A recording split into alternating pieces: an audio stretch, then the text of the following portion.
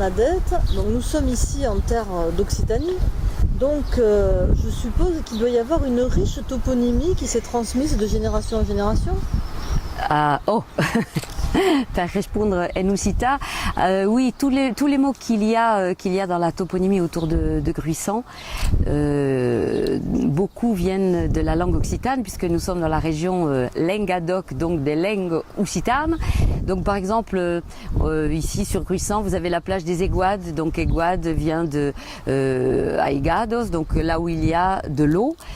Nous avons ici aussi la galinate, donc qui vient de galine, la poule, galino, la poule. Le loupèche redou, c'est le mont rond.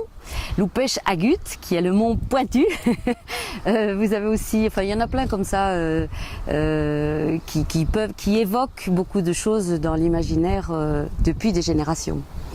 Et donc cet imaginaire, il s'est transmis, on va dire, aux touristes et aux gens de langue française, puisqu'il y a quand même pas mal de mots occitans qui sont passés maintenant dans la langue, parce que justement, la langue française n'avait pas de quoi exprimer cette réalité qui est celle de ces terres. Alors vous, comment vous définiriez cette singularité ? Nous sommes au XXIe siècle, l'Europe s'est construite. Comment peut se décliner une singularité occitane avec toutes les multiples variantes de l'Occitanie? Comment ça se décline? Alors, vaste question, la singularité occitane. Alors, c'est une langue vivante déjà. Une langue vivante qui est portée par beaucoup de personnes dans tout le sud de la France. Et moi, je m'occupe beaucoup d'enfants qui sont dans des écoles où ils apprennent l'occitan et où ils parlent occitan. Donc c'est porté en calandrette, oui, par exemple.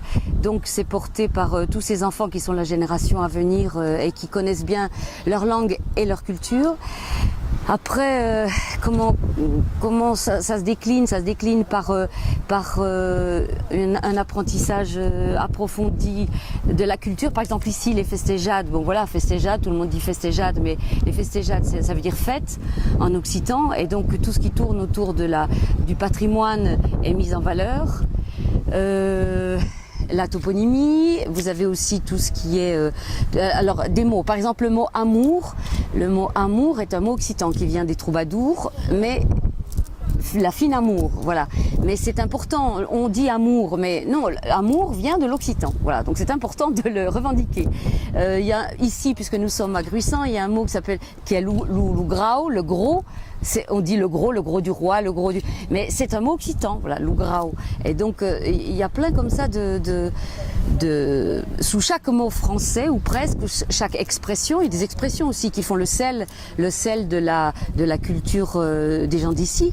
Moi j'appelle ça une pessique des salles, une pessique de la culture, parce que c'est ce qui fait la différence de ce territoire. C'est tout ça qui fait la différence de ce territoire et qu'il faut mettre en valeur, qu'il faut revendiquer, parce que sinon, si on voit la même chose partout dans le monde, il n'y a plus aucun intérêt de voyager. Donc, étant ici, c'est bien de cultiver les fleurs d'ici. Alors, ici, c'est le pays Qatar. Alors, c'est le pays Qatar, alors que les Qatars ont disparu depuis bien longtemps, que Montségur 1244, c'est pas exactement hier. Et malgré tout, c'est cette symbolique-là que le département de l'Aude a choisi pour dire son identité. Comment expliquez-vous ça? Alors, il y a sur le pays Qatar, alors il y a la résistance, effectivement, c'est une terre de résistance. Encore aujourd'hui, par exemple, il y a un mépris terrible. Et à mon accent, vous pouvez entendre que je ne suis pas d'ici, mais ce pays m'a adopté, j'ai adopté ce pays et j'ai appris tout ce qui fait tout ce qui est je participe à cette bagarre, à cette lutte de cette identité. Donc il y a un mépris terrible des gens du Nord, des Parisiens notamment, de ce qu'on appelle la centralisation française sur ce pays. Dans toutes les réunions où on va, il faut niveler l'accent, il faut pas mettre d'expression, il faut faire partie d'un certain moule. Et donc ce pays de tous les temps s'est accroché à ses cailloux, à sa claparède, comme ici la clape qui est un tas de cailloux, pour exister. Et aujourd'hui, c'est encore plus fort qu'hier. Alors, Qatar, comme ça, des châteaux sur des rochers, sur des pics, sur des pêches, qui permettent de voir partout, mais en même temps qui sont là pour résister à l'invasion. Donc, je pense que le Conseil général a pris cette symbolique pour dire nous sommes un des départements les plus pauvres de France, quand même, malgré tout. Nous sommes sur des tas de cailloux, dans la garrigue, avec très peu de choses, mais nous avons une richesse terrible, tant dans l'histoire que dans le patrimoine de la nature, de la culture.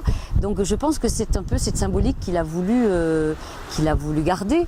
Après effectivement,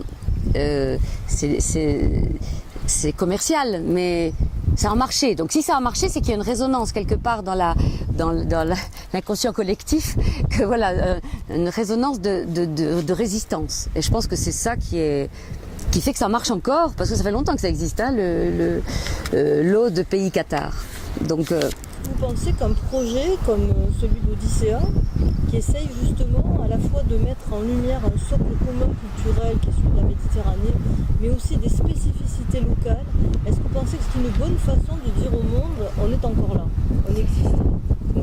Moi je trouve que c'est vraiment dans l'idéal ce qu'ils font, parce que c'est comme quand on jette un caillou dans l'eau, il y a plusieurs vagues comme ça, et donc il y a une vague très large qui s'en va dans l'universel, et puis il y a une vague comme ça, la toute proche, qui est le local, et c'est très important d'amener le local à l'extérieur et vice versa.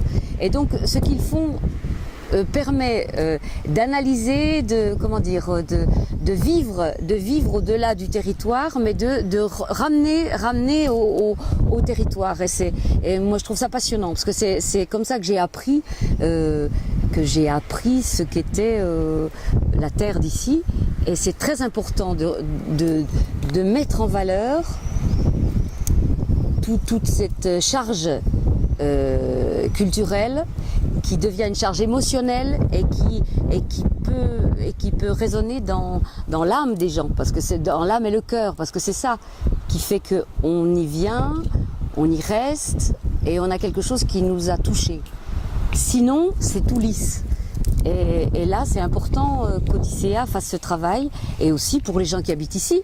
Ils font un travail, ils y sont toute l'année, ils existent, et c'est important de les glorifier. Alors Bernadette, je crois que tu es 1000 fois digne de ce drapeau. Donc Bernadette, Seyfier et Adichatz. Adichatz, merci Plavus.